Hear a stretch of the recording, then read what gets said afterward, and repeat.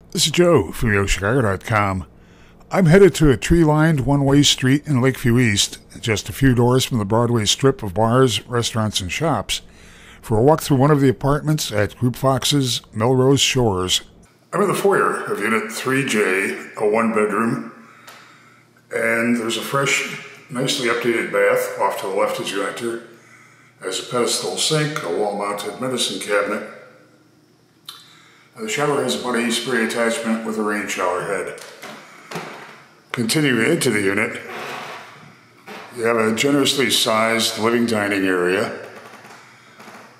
Dining area has built-in bookshelves.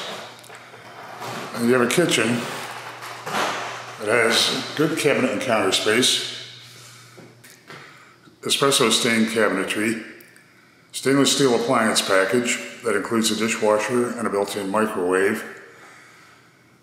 The living area has a wall of closets that extends beyond the wall. There's an air conditioning unit.